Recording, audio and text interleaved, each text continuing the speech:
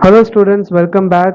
So I hope you guys have already watched part 1 and part 2. Please go and watch it. If not, it will not help you in the continuation. So this is the final part and it is a very short part of the story. We will also have question and answer at the end of the video. So that will make you study in a better way. So I'll just give you a short summary what happened in part 1 and part 2. In part 1, she disguised herself as a man in order to protect her father, a very old father, and she decided to go and join in the army. And she convinced her father, and she takes her family horse and starts her journey towards the emperor army. And in part 2, she joined the army, trains very hard, and she proved to be very brave soldier. She won many battles. Because of that, she was given the general of the entire army. And her identity also was revealed because of the very bad fever that swept through the entire army. And after that, there was a surprise attack. Then Mulan used her technique. Finally, she was able to win the war, and the battle was won. So up to that, we have seen in part 1 and 2. Let's see what happens in part 3. Let us read and learn what happens after the war was over. The emperor was so glad that Mulan had ended the long war. He set aside the rule about being a woman. Mulan, stay with me in the palace, he said. Someone as smart as you would be a fine royal advisor. So what happens after the battle was over? So the emperor was so happy because of Mulan, the war was over. So she was very helpful for the victory of the war. So the emperor of the army also put aside the rule about being a woman. As I told you earlier, those days women were not supposed to come out or participate in the fights. So those kind of stereotypes were removed because of Mulan. And he also asks her to stay in the palace because he knows that she's very smart and intelligent. So someone as smart as Mulan stays in the palace, it would be really helpful for the emperor. So he thinks like that, and he asks Mulan to stay there. But what happens later? Mulan bowed deeply. So Mulan bows deeply. Bowed means bend the head or the upper part of the body in a gesture of respect or greeting. So, for example, in our country, if we want to respect someone, either we just bow down to the feet of our elder people, or we just do namaskaram, right, in our two hands. Likewise, in China and most of the Asian countries like China, Japan, and those countries, what do? They just bow down, they just bend their upper part of the body like this to express their respect or greeting to the superior people like emperor. So what happens? Mulan bowed deeply. You are too kind, sir, she said. But if you please, what I wish most of all is to return home to my family. So Mulan respects the emperor very deeply, and she also tells the emperor that you're too kind for me to give such a great offer, sir. But still, what I really like is to go and stay with my family peacefully at my village. So that is what I really want. Likewise, she refused that very politely. Then at least take these fine gifts, said the emperor. So everyone at your home and village will know how much the emperor of China thinks of you. So what happened? Previously, the emperor was giving her an offer as a fine royal advisor, but she politely refused that because she wants to go and live with her family at the village. So in return, the emperor of the China says, at least take the gifts that I'm giving it to you, so that the people of your village will know that the emperor of your country really do care about you, because it was you who was really responsible, as well as significantly contributed in the victory of the war. So I just want you to take these gifts while returning to your village. Likewise, the emperor says. So he does gives her gifts. Let's see what are those gifts.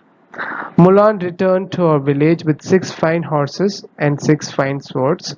Everyone cheered that she was safe. The person who had saved China was their very own Mulan.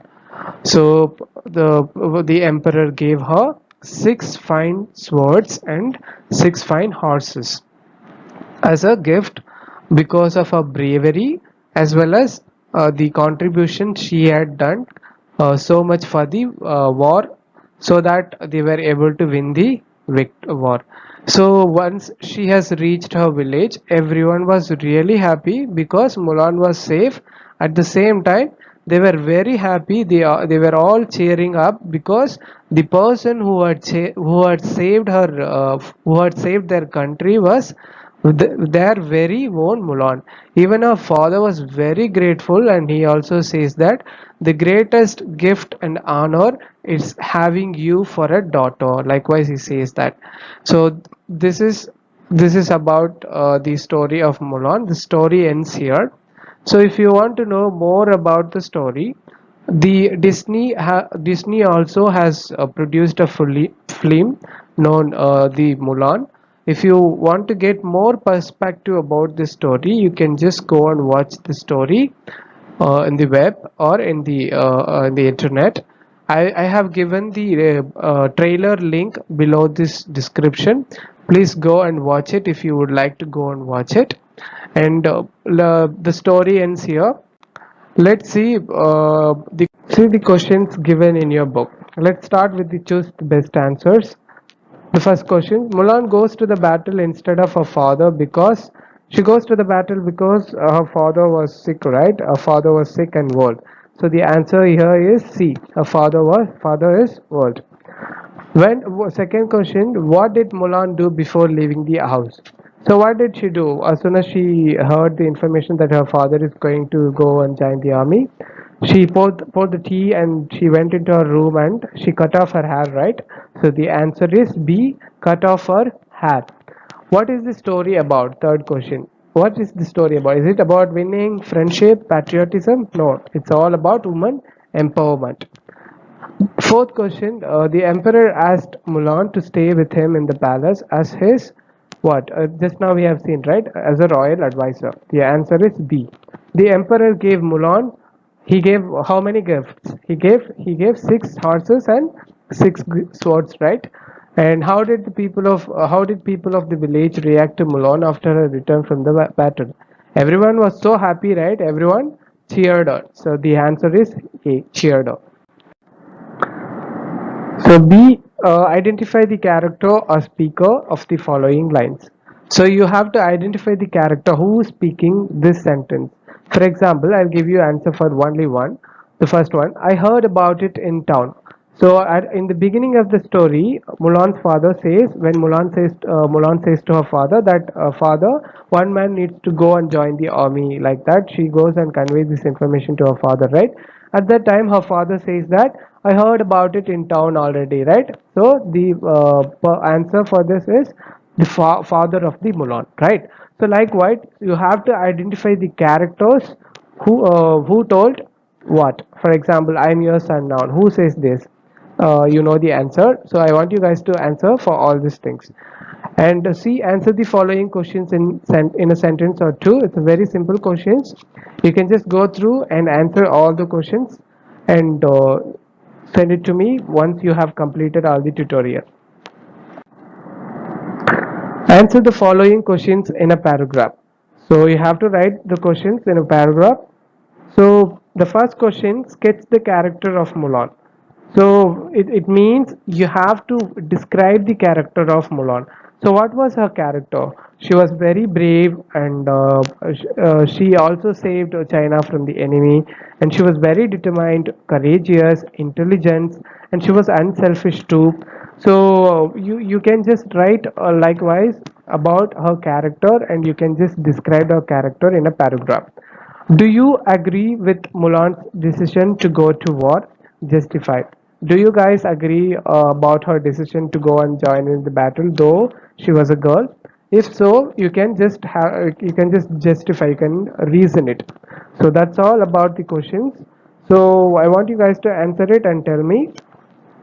So this is about the story of Mulan. If you have any doubt, you can just call me, or you can just contact me. I will just clear your doubts. Take care, guys. Hope you guys have already understood. Thank you, guys.